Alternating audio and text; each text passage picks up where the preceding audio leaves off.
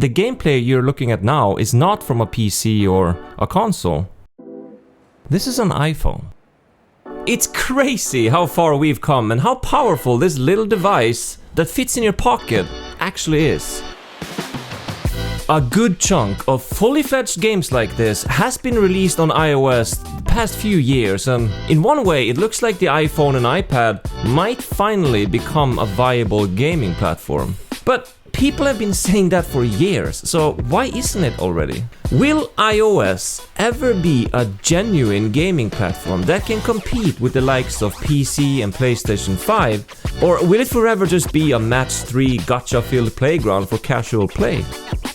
Now, before you comment, yes, mobile gaming has been and still is the biggest gaming platform by far, if you include the ultra-casual games like Candy Crush and so on. And it can be incredibly hard to define mobile gaming and games in general, because smartphones completely changed the gaming landscape and also brought in millions of people who never touched a game in their entire life. Guys, super quick, thank you so much for the support of my last video. I'm trying to hit the big 1,000 before next year, so if you haven't already, please make sure to subscribe, leave a like, and enjoy the rest of the video. Okay, so a few days ago, I wanted to play Thronebreaker, The Witcher Tales on my iPhone, and I looked everywhere, but I couldn't find it, so I went to the App Store to re-download it, but it wasn't there either. Alright, so then I went to my apps list, and by the way, if you didn't know this, if you go to the App Store and click your profile picture in the top right corner, then apps, then you will get a list of every app and games that you ever downloaded on any Apple device. And yeah, you guessed it, nowhere to be found there either. At this point I was really confused, so I had to go online to check, and sure enough, people were saying that the game had been taken down from both the App Store and Google Play Store about a year ago.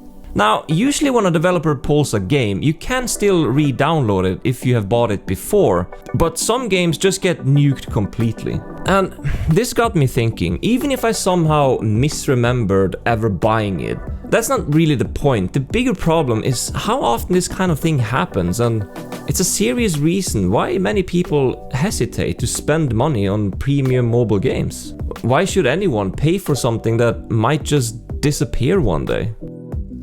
Back in 2013, Apple launched this baby right here, the iPhone 5S. And this was the first iPhone with a 64-bit processor. And this marked the shift from 32-bit apps to 64. And if you updated this phone to iOS 11, all your apps basically became useless. You couldn't run them anymore. Many developers, of course, updated their apps so everything worked fine, but many also didn't. There is a mile-long list of games you can never play anymore because of this, unless you buy an even older iPhone like the 5 or 5C, or an iPad that can run iOS 10. This comment here on the Apple forums described this perfectly. The app stopped working and showed a pop-up message saying that I need to contact the developer. I did that, but they only told me to check out their new games, which are full of microtransactions and not fun at all. I don't want to play those games, I want to play the one I paid for. This leads us into the second problem with mobile gaming, the direction developers chose. When iPhone and the App Store first launched, it changed the way we play and interact with games. In the beginning it was normal to pay upfront for a complete game, but this changed very quickly with the introduction of in-app purchases in 2009. This popularized the free-to-play and freemium models, and also the dreaded ad-supported games.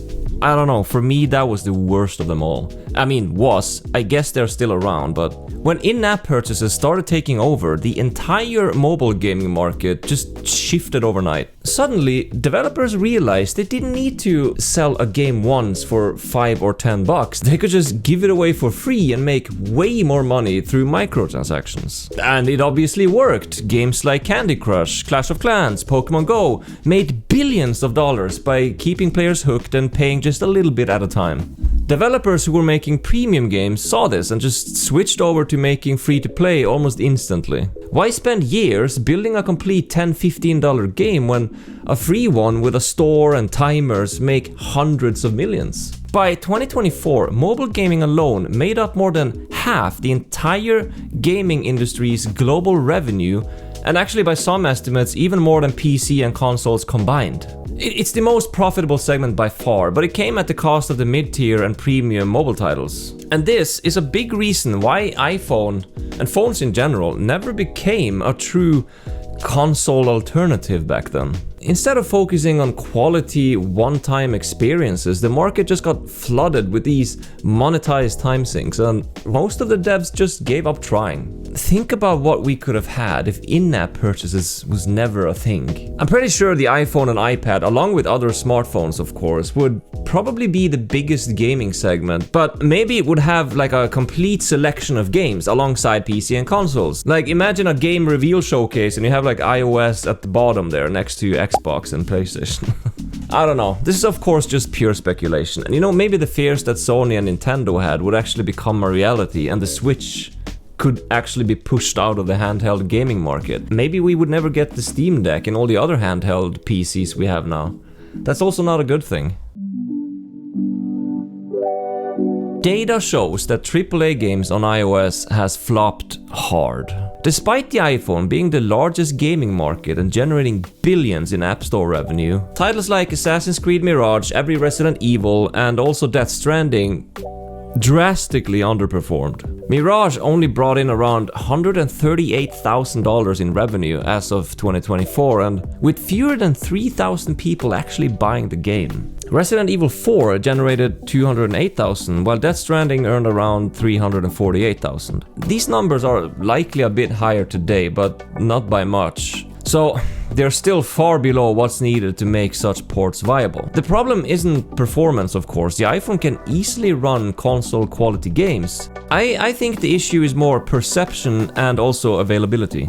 Mobile gamers are just accustomed to free-to-play or low-cost games, and those willing to spend more than $50 on a game or more already typically have console or PC that they play on at home. And while Apple has made huge strides in pushing iPhone and iPad as gaming devices, the audience just doesn't see them as primary gaming platforms. And on top of that, you got minimal marketing, few devices that can actually run them, and it's easy to see why these ports struggle to gain traction. I mean, you need an iPhone 15 Pro or newer to play them after all. So here's what I think needs to happen. Number 1, every game should be compatible with both Mac and iOS platforms, provided it can run on it, of course. And it should support cross-save. Most of the games I mentioned already do that actually, which is great, but many others don't, and it's very hard for the customer to know that. What's even worse is games that have separate versions like Civilization 6 and Resident Evil Village. So if you want to play them on both devices, you have to buy them twice.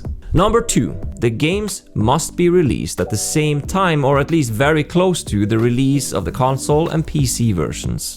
And 3, Apple and developers need to build more awareness and be like, hey, this game can also be played on Mac/iOS during marketing. Just call it Apple OS.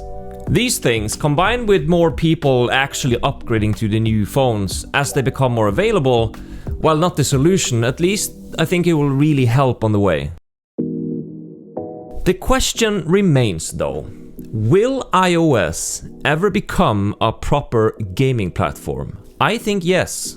It doesn't really look like it right now, and if you ask me tomorrow, I might say no, but this is one of those markets where it's almost impossible to predict and analyze, and I don't know, I choose to stay positive and believe that all these AAA games that we've seen being released on iOS lately is just the beginning of a shift back to the premium model. Apple released the Games app just a few months ago, and this is a massive step in the right direction. I've been saying for years that Apple needs a dedicated storefront for games, and this is even better than I hoped for. It does need improvement, yes. For example, currently there is no intuitive way to discover games. You only got the Home tab, which basically bundles everything together and doesn't really tell you what's available. To find specific games, you gotta search for them. But I have high hopes that they will keep improving this app going forward. I would even go as far as to say just remove all the games from App Store and put them all in the Games app, but I understand that might be a hot take. I don't know.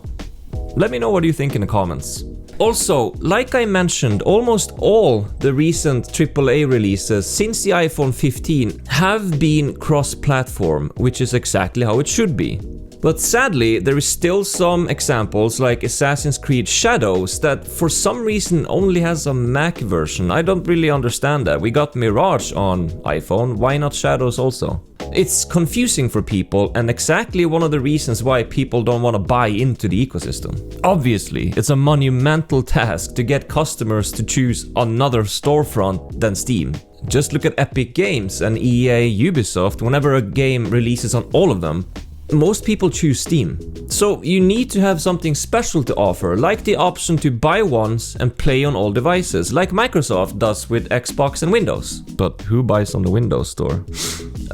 Actually including Apple TV if the new one that's coming is powerful enough. The popularity of the Apple M chips also helps push developers to release on the ARM architecture. So as we're seeing more and more games getting released on Mac, it's easier, I would imagine, to release them on iOS as well. I do want to make it clear though that I have no idea. I'm just throwing stuff out there. And by the way, I don't think the ultra casual or classic mobile games and free to play is going anywhere. The market is just way too big. As I said, over half the global gaming revenue is current mobile games alone. But that's okay, since most of the people who played those games would never pick up Death Stranding anyway. There is room for multiple audiences. As a side note, another thing to factor in is cloud services. I touched on the topic on my previous video about the Apple TV, and a lot of people don't have a PC or console and they use their smartphone to stream games. But to finish off, for this to work, it's not only on the publishers and developers, it's also very much on Apple. They need to build more awareness and keep marketing the gaming side of Apple and be better at preserving the games already on the App Store.